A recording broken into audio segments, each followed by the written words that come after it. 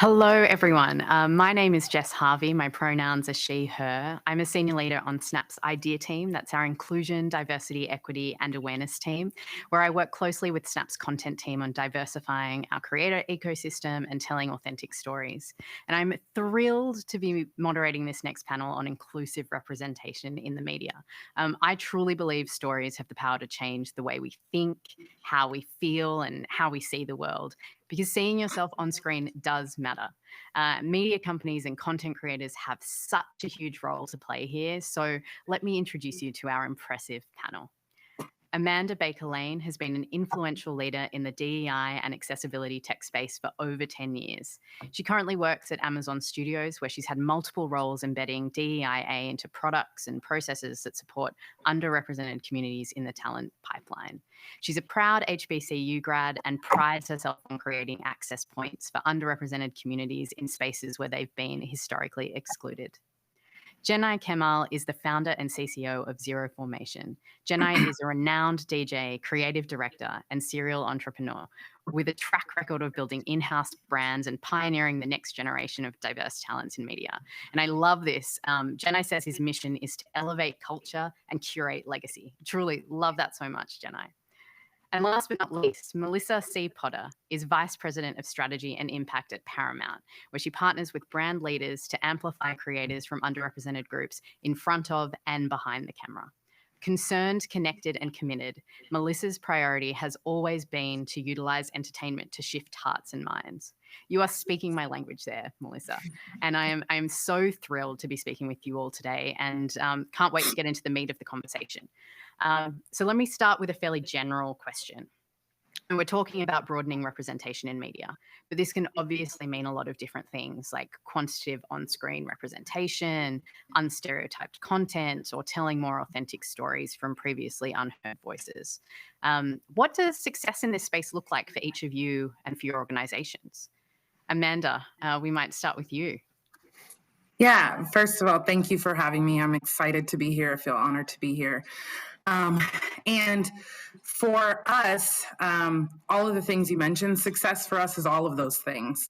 At Amazon Studios, we strive to be a real home for inclusive storytellers and for inclusive talent.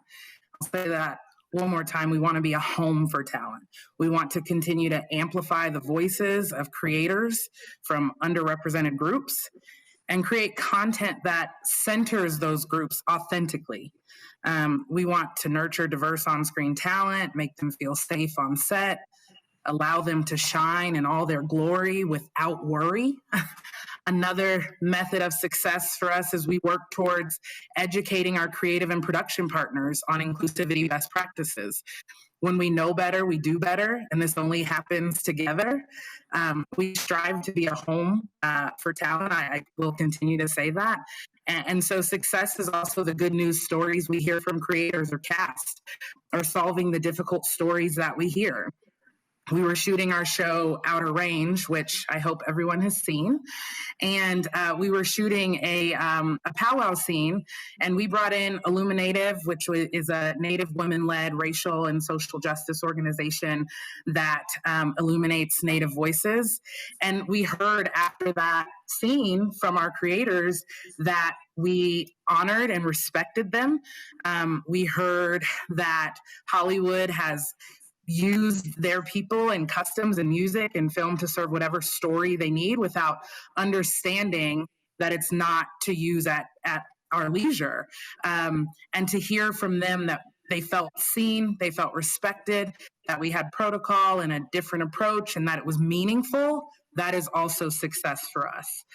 Finally, I think the freedom of opportunity. So the characters that people play beyond their otherness is important to us and also a measure of success. So it shouldn't just be a Black person playing a Black character. There should be the freedom of opportunity to play any character, a disabled or wheelchair user in a role. They should be able to perform in any role. And so the freedom of opportunity is also a measure of success for us. Oh, amazing. I love everything that you said, but a home for talent seems so important for all of the things we're trying to do here. Melissa, I'll go to you next. Yeah, well, thanks again, Jess, for having us here today. I love Amanda's response. And similarly, success for Paramount is the creation of spaces or homes where we can also get a deeper, more quantifiable understanding of how to harness the power of storytelling, where we're challenging stereotypes, we're shifting perceptions, and we're creating meaningful change. We also love to ensure that we have accountability based on data and analysis, which measures the impact of inclusion and representation, reflecting it both on screen and behind the camera as well through our hiring practices. And then lastly, we're committed to promoting diverse work environments to ensure collaborative creation and ideas that stretch across our wide range of audiences so that the long-term approach to shaping the legacy of what new programming is like is ensured for our future. With Paramount, so many love and know our brands, and we have such an amazing, unique opportunity to reach audiences spanning from children with Nickelodeon and Noggin programming to older generation adults who might enjoy Smithsonian Channel. Everyone in between is met and fulfilled by Paramount's programming and content, so we want to ensure that conversations around race and diversity are really inclusive and at the forefront of our work, so that we can shape our audience's perspective and transform the way that the world sees people. Oh, I love that. And I know we're going to come back and talk to you more about the data piece because that is so key and so interesting in this space. Jenai. Hey, Jess. Thanks for having all of us. Yeah, and I'm glad to be here with Amanda and Melissa. And ironically, my answer actually stems from all the hard work Amanda and Melissa actually do. So from a content creation and storytelling piece, my answer might seem a bit painfully simple, but I consider it a success when we don't feel to need to prioritize these conversations on set, when everything is actually organic because of all the work Amanda and Melissa have done beforehand with their studios and their agencies. When I can just focus on the credibility of the individual's accolades and ambitions, as opposed to like worrying about DEI and worrying about all the kind of remit and the paperwork and the things that everyone's done beforehand, I can just focus on the creative process. And for us, that's where success lives. If I don't have to worry about that, oh, I'm over the moon. Oh, that's amazing. See, bringing people together to make great things happen. That's what the summit's all about. Like, how can we actually work together to really drive great outcomes? So love that answer, Jenai. So the second question is really about intentionality off screen. And I want to go back to you, Melissa. You spoke a little bit about data, and I know Paramount's Content for Change program is something pretty extraordinary, and would love to hear a little bit more about that and what the program is trying to achieve. Yeah, so just like you, I know many of us on these squares say post 2020. Yeah. 2020 was a year of so much racial unrest and reckoning, COVID and the like. And so the brilliant mind of Scott Mills at BET had an idea to really recognize the media's influence to launch opportunities and initiatives that shape culture and community values, and that became Content for Change. We love the program so much that Bob Backish, our president and CEO, said that we should expand this across all of our brands because it's so important to be embedded deeply in the ethos of all that makes Paramount. And so for us, Content for Change exists to counteract bias on and off screen. Again, transforming how the world sees people is our tagline, because we want to help create a more equitable society. What it looks like is 3 different pillars: content, creative supply chain, and culture, each building upon one another to counteract racism, bias, stereotypes, and hate with insightful and informed content. So we're working closely, as you mentioned, Jess, from a data-driven and metrics-driven perspective with the USC Annenberg Inclusion Initiative, where we've analyzed 62 series across Paramount with the intention of moving beyond anecdotal inferences and what folks think might be the landscape in the case to truly understanding how representation and inclusion show up across our entire content creation ecosystem. And so we're really excited about our abilities to partner with folks like Jenai and Amanda and your team at Snap to elevate more inclusive DEI practices within our company culture and with our third-party production company partners and beyond, where we're using data to help inform us as we're making great decisions about long-lasting impact and how diversified media can shape perspectives, address and combat racial stereotypes, and look at the harm that moves us closer to a more equitable world. Oh, it sounds like an incredible program. And Yeah. I mean, the folks at Annenberg are also so impressive, the work that they Love do. them. And yeah, we love them too here at Snap. Yeah. We partner with them. They're amazing. So it's so great to hear that you're focusing on data and all those three pillars. Speaking of like diverse creators, Jenai, I know you are a member of the first cohort of Snap's 523 program, which is specifically for content companies, small content companies that are owned by folks from underrepresented groups. Can you talk to us a little bit about your experience there and the importance of supporting smaller content companies?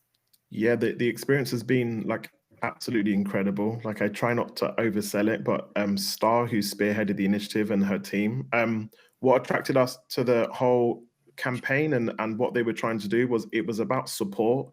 It was removing the tokenism and saying, look, here's a grant, here's some money, which has been done many times before. It was about saying, no, here's an infrastructure. Here's like almost a support system to help enable you to have a legacy. And that's what we're focusing on. So like the program has really like ticked all the boxes. We've got to deep dive and talk to senior people at Snap and ask all the questions to much, I'm sure, to some people's annoyances. But the program has really enabled us to not only just have our own like set of shows, but now a network. So now we're talking to other creators and kind of putting them on the platform and really seeing like how far can we elevate Snap within the cultural landscape. Oh, that's amazing to hear. And no one is going to be annoyed talking to you, Jenna. It's amazing talking to you. You're always dropping pearls of wisdom. So Amanda, Amazon Studios has an amazing inclusion playbook. Honestly, have shared this far and wide. We referred to it in the ACT report last year. It's a really special resource. Can you tell us a little bit about the objective of the playbook and the process behind its creation and implementation? Yes, and it is a special resource. We are so proud of the inclusion policy and playbook. And very similar to some of the things Melissa mentioned, at Amazon Studios, we strive to ensure our global customers see themselves equitably reflected on screen, and that the stories we tell represent the love, joy, depth, complexity, and drama that we know exists across their worlds.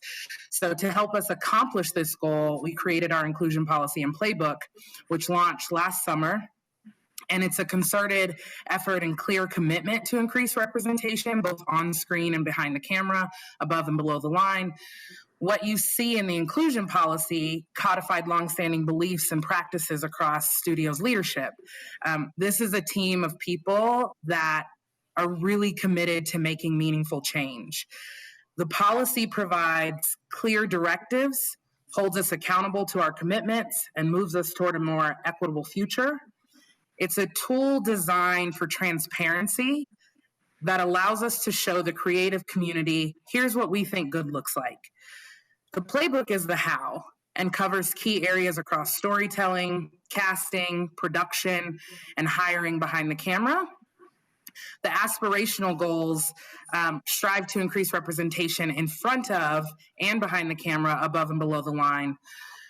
We worked on designing the playbook together with our creators like Gloria Calderon-Collette, Greg Daniels, Daniel Day Kim. We worked with Viola Davis's company, Juvie Productions. We also worked with the inclusionists from USC Annenberg. They were experts and helped us really form a policy and playbook that made sense for the industry. When we worked with those creators, we talked them through what we were proposing, the why, and then the how. We wanted to get perspective from them to better understand how did it feel to them as a creator. Did it feel intrusive? Was it bureaucratic? Was it authentic? Was it attainable? We also integrated industry guides like the one from Illumina Native in the inclusion policy and playbook to improve our intentionality in developing accurate stories and characters by and about people from those communities. We got great feedback. And in the places where they had constructive input, we incorporated that. But overwhelmingly, what we found, a lot of them were comments like, thank you for articulating what good looks like as a creator. And I'm trying to be inclusive, but I really don't have a yardstick. This actually gives me a guide and helps me understand how I can be intentional in ways that maybe I haven't thought about. All of that feedback was really encouraging and informative to building out a policy and playbook that was comprehensive. We're obviously still working on it, still improving it.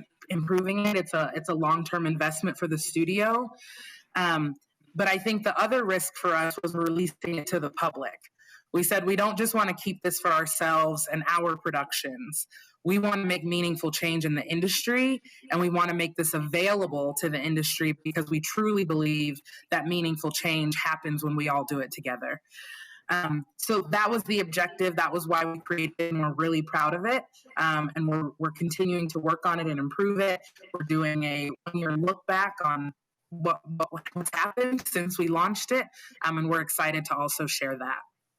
Well, we are very, very happy that you decided to make it public because, as I said, it truly is a great resource. And thank you for kind of sharing that with everyone so that we can learn from the amazing work that you and your team are doing. Before I move on to the next question, just wanted to shout out to the audience. Just a reminder to drop questions in if you have it for any of these amazing panelists.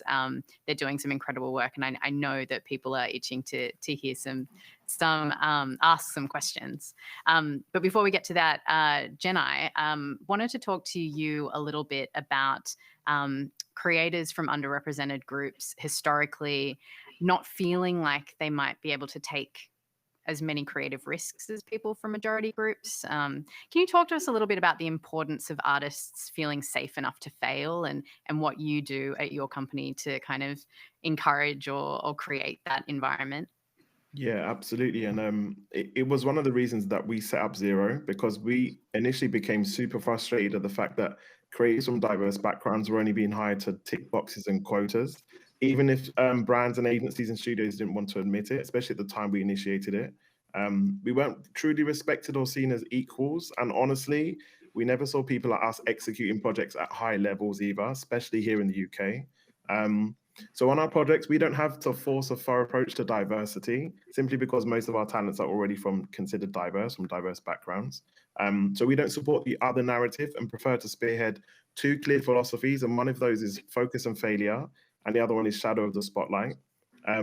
So focus and failure is all about my own journey into the creative industries. One of the largest gaps I personally identified during my years of various creative endeavors was the freedom to fail. It was simply just never afforded to me in the same manner that many of my peers could experience.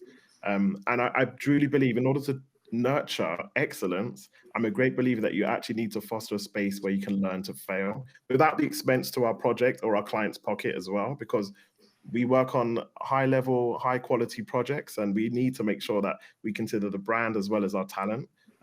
Which we found when we was working with diverse creatives, it felt like it was very much one or the other. We're just going to give you diversity and culture, but we're not going to be able to execute at a high level as a major agency can. And now with our network, we're able to do both. And then we have Shadow of the Spotlight, which is another philosophy that we work to highlight the invisible industry opportunities. So the background where I come from, and I'm sure it's very reflective in the US as well, is in the creative industries, I always found that culture around me only recognized the spotlight roles. So that's your rappers, your singers, your footballers or actors or soccer players, as we have over here, as the only really potential career path from diverse backgrounds into kind of those thrusted spotlight roles. But we all know those spotlight roles are very limited and end up deterring diverse backgrounds from entering the industry as opposed to the spotlight. So we're focusing and spearheading projects which have with great brands behind it as well, that highlight all of those roles we call in the shadows. So it's kind of flipping the spotlight to the switch. So your DOPs, gaffers, costumes, set designers, strategists, all of those roles we know exist in the industry that have incredible career opportunities that younger generations are simply unaware of, or worse so, they don't really understand. I think everyone's heard of a creative director, but they don't really know what's that job entail. So our goal on the ground level, on the grassroots level, is to really kind of push the shadow of the spotlight and let people know, oh, there is a career here, even if you don't make it as the biggest rapper in the UK or the US. Oh, it sounds like such an incredible program. And it really is the theme for the summit today, because we're talking about that not only in media, but in tech, and just folks having exposure to what is actually out there, because if you can't see it, you really can't be it. Absolutely. And so, Jenai, one thing I want to say, I heard that you said soccer, but this is a safe space with a global audience. So I think you meant football, right? Well, we did. Ironically, our show on Snapchat is actually called "That's Not Soccer." So yeah, we kind of play on it as well. We embrace it. I love it. Melissa and Amanda, just wanted to open it up to either of you on this larger topic about creating environments in creative spaces for people to take risks, especially those from underrepresented groups. If you wanted to add anything. Yeah, I'm happy to chime in. I think the creation of content for change in my department as a whole has been a feat of entrepreneurship and taking a risk and making sure that, again, post 2020, this wasn't a fad or conversation for fear of cancel culture. As a brand, as individuals representing such, monoliths and mega entertainment corporations in this industry. And so for me, I feel very free to show up as my whole self. I feel very respected when I bring challenges to the table about how we're reflecting on screen, off screen talent in front of, behind the camera. And it's really about introducing younger generations. Like you said, if you can't see it, you don't know what you could be. I just returned from my first HBCU tour stop as part of the Content for Change Creators House at Florida A&M University. And I got to speak to students in the social sciences who don't know that you can go far in entertainment with a career in sociology. Why? Because you're examining people, cultures, inclusivity, diversity, and just really exposing them to so many opportunities that exist that I know when I was a young person, I had no idea and just had to make happen by accidental design for myself. 100%. Yeah. Amanda. I don't have much to add. I think what Melissa mentioned and what Janai mentioned is covers it. But I think the one thing I will say is at Amazon, we really believe that fast failure, failing in general, leads to those lessons learned. And honestly, I think we put especially diverse creators in a position where it seems as if we're taking a risk on them all the time or taking a chance, when really there are people out here creating content and getting more reps in from their phones, from just doing things with their friends on Snapchat. I think that we have to create an environment where people can learn, and honestly, a lot of times that takes failure. And so I think what Janai mentioned feels exactly like what we want, the environment we want to create at Amazon, where you can fail, but there's freedom in that, and there's lessons learned that come from that. And honestly, a greater product might come out of that. There's been a lot of things that we have failed on at Amazon, including trying to get into phones and all of those things. But we learned from them, and now you have an Alexa device in your house. Now you can get 2-day delivery. Now you can get content on demand, things like that. And all of those things came from lessons learned and failing fast. So we try to create that environment here too. Oh, love to hear it. So one more question from me, and then we've got a few from the audience, which is exciting because they look pretty juicy. But first, when we think about DEI work, I think we've talked about this before. We don't immediately think fun. But this is one area where making a positive DEI impact can be fun. I mean, still bloody hard work, obviously, but tell us some of the things you enjoy about this work and some of the moments of creating joy and creating amazing stories and experiences for folks. Whoever wants to jump in. Jenna, you look like you were ready to say something. Yeah.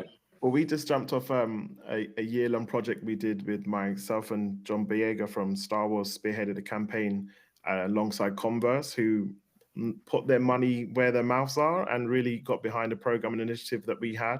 And we took 5 young Black filmmakers from the UK who are relatively uneducated in the industry, more so just hands-on talent. We took them through a process very similar to the 523 program. We put them through a 6-month support program, gave them some funding, and really sat behind them through the whole process. And our whole remit of elevating talent and elevating culture and creating legacy was exactly what the program was about. And not only has it been a huge success where they're all studying and working now full-time in the industry, one of our talents has now even had the BFI and the BAFTA kind of put a nod towards his short, and like he's now touring and doing circuits and stuff like that. And I'm like, okay, cool. So these are the next big filmmakers out of the UK, and we had a hand in that, and we continue to support them now in our WhatsApp groups and everything else. Oh, wow. That is amazing. Congratulations. Thank you. That's so cool. Amanda?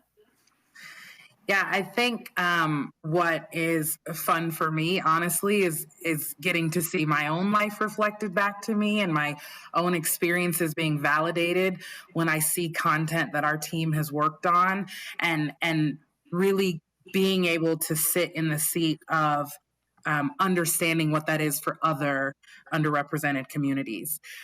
We work really hard, but we also have a lot of fun seeing increased representation on in front of the camera from underrepresented communities, and we love hearing the stories of people feeling seen. To have Lord of the Rings make the biggest impact that it did on people, and to hear from small children who felt impacted by seeing a Black Hobbit, that to me is fun. And I think this work is so important. And when we can leave a legacy through this work and watch a film or content on screen and really see our lives reflected, to me, that's a fun experience. And I think to get to go to, very similar to Melissa, to get to go to Black college students and understand their experiences and understand how shows impacted them, or to get to go to other communities and hear how a show impacted them, I think that to me is just, I mean, it fills my heart. And so lastly, I think what's really fun is getting to see a peek into other communities' lives. I had never seen or been to a powwow. I'm not a member of that community, but to watch Out of Range and get kind of a peek behind the veil into someone else's lived experience, to me, that's such a privilege, because that's not what we get to do on a day-to-day basis. So this work is really meaningful for me, and it's really fun every single day to see lives change by the work that we do, that we think is simple and that can feel mundane day to day, when you're digging into the data and like trying to, talk to business partners. But I think when we see the final product and the outcome, it becomes all worth it. Oh, I truly love that. Melissa?